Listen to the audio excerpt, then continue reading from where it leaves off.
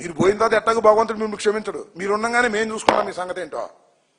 అంతేలికి వదిలిపెడతాం అనుకో మాకండి. ఈ ప్రభుత్వాలు శాశ్వతం కాదని కూడా మనవి చేస్తున్నా. దైవం దగ్గరుండి ఇంత అపచారానికి పాల్పడినటువంటి వెంకన్న చౌదరి గాని, శ్యామలరావు గారు గాని నేను మనవి చేస్తున్నా. మీరంటే గౌరవం ఉంది ఆఫీసర్గా. ఇంతగా కక్కుర్తిపడి చంద్రబాబు మోచేతి నీళ్లు తాగి మీ ఇష్టం వచ్చినట్టుగా రిపోర్టుల మీద మాట్లాడేటువంటి మాటలున్నాయే, అనుభవిస్తారు. గుర్తుపెట్టుకోమని మనం చేస్తున్నా.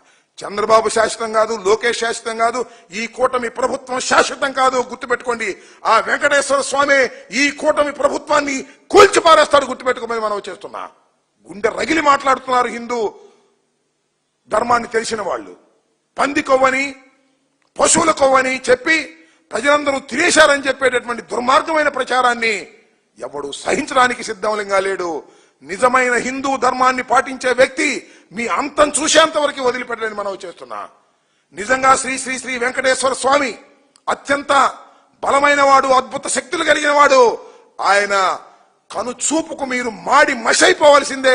గుర్తుపెట్టుకోమని మనం చేస్తున్నా. లడ్డూ ప్రసాదంలో పందికోవంటావా, లడ్డూ ప్రసాదంలో పశువులు కొవ్వంటావా? ఏమీ దారుణం. అంతేకాదు అందరూ తినేశారు భక్తులు అని చెప్తావా? ఎంత దుర్మార్గమని నాకు అర్థం కాలేదు. నువ్వు వదిలిపెడతారా వెంకటేశ్వర స్వామి? మేము వదిలిపెడతావా అని అడుగుతా ఉన్నా. వెంకటేశ్వర స్వామి వదిలిపెట్టడు. వెంకన్న చౌదరి, శ్యామలరావు గారు మేము వదిలిపెట్టం. గుర్తుపెట్టుకోండి. రోజులు ఒకే రకంగా ఉండవు. ధర్మాన్ని పాటించవలసినటువంటి అధికారులు మీరు. చంద్రబాబు మోచేతి నీళ్లు దాగి రాజకీయ కుట్రలో భాగస్వాములయ్యారు మీరు. భగవంతుడు క్షమించడు, మేము క్షమించము. గుర్తుపెట్టుకోమని మనవి చేస్తున్నా.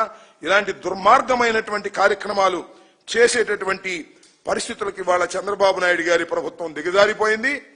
వాస్తవాలు తెలుస్తున్నాయి. భరించలేకపోతున్నారు. ఫ్లెక్సీలు కడుతున్నారు, యానిమేషన్ చేస్తున్నారు. ఎందుకంటే ఇంకా ఓటారిందామని. ఏం ఓటారించలేదు.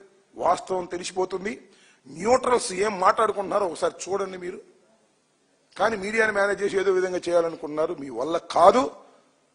లడ్డూ ప్రసాదం పవిత్రమైంది. దాని మీద ఆరోపణ చేసిన వాళ్ళు పుట్టగతులు లేకుండా పోతారు. ఓకే.